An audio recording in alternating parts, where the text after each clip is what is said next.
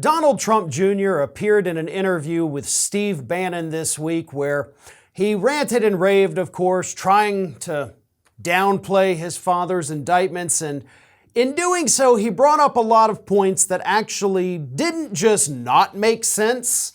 They ran counter to reality. Like, they were actually things that Donald Trump Jr. didn't even need to bring up because they were totally irrelevant. But by bringing them up, it reminds the country how corrupt his father actually is. So let me read you Donald Trump Jr.'s defense of his father before, of course, I have to pick it apart and fact check it. Here is the full statement. The one thing you're not allowed to do in Washington, D.C. is stop the forever wars that seem to get everyone so rich. You're not allowed to go up against China that the billionaire donor class from both sides benefits so much from.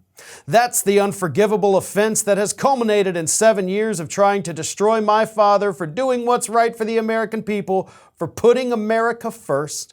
I mean, we are witnessing the end of the republic if this is allowed to go through. This is the stuff that we've seen come out of the communist and socialist regimes and dictatorships around the world. These are the kinds of things that if they were going on in other countries, America would be talking about doing an invasion and getting into another war to prevent it from happening. And yet it's happening right here in our backyard. Every single thing this dude just said is false. First and foremost, let's start with the beginning where he suggests that his father is somehow anti-war. Now, this is a point that is also, by the way, being pushed by Tucker Carlson on the latest episode of his Tucker on Twitter show, which he produced after getting the cease and desist letter from Fox News, so he's going to be sued now. But either way, Donald Trump was not anti-war. If you think Trump was anti-war, then you're an idiot. Look at the drone bombings, look at the killings, look at everything that Donald Trump did while president of the United States. It is no different than what the other presidents did. You just have a bunch of people lying to you about it every day. Then, of course, Trump Jr. for some reason goes into the China issue, like, oh, the billionaire class won't take on China. Oh, you mean like your father didn't?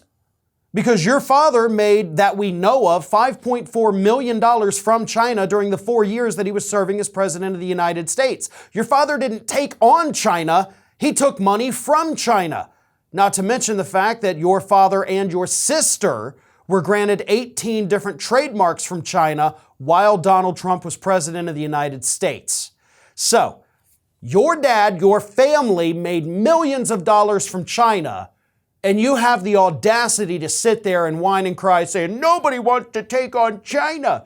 Your father is the one profiting off of that country that you for some reason hate so damn much. Then we get into the heart of it, right? If this were happening in another country, the United States would be launching an invasion. Well, way to fail recent world history, you idiot. We have seen other countries prosecute their former leaders. Berlusconi, who recently passed away, he had all sorts of legal troubles after he left office over there in Italy. Sarkozy in France was sentenced to 1 year in prison. There's actually a whole list online of foreign leaders within the last 40 years that have faced prosecution after they've left office. And it's not just the countries that Trump Jr. is talking, like, oh, these third world countries, the socialist ones, the ones with dictators. No, we're talking about actual democracies that have had to prosecute their leaders after they've left office. And you know what? Those countries are still standing. Yeah, they didn't have as many people whining and crying either when it happened. So again, you fail recent world history from not knowing basic facts that you can find out from about 30 seconds with an internet connection. Those are things that happen, and other countries don't raise as much of a stink about it because they understand that it's actually good for the preservation of their own democracies. Those are things that happened, and the United States didn't have to go and invade any one of those countries. So again, everything that Trump Jr. said in this interview was an absolute lie. Most of it was stuff that he shouldn't have brought up anyway because it just points the fingers back at the Trump organization, but he did it anyway because Trump Jr. is once again vying to be the dumbest of all the Trump kids. Thanks for watching, everyone, and well, here comes the awkward part at the end of the video where I ask you to like, comment, and share, and subscribe for more content from Ring of Fire.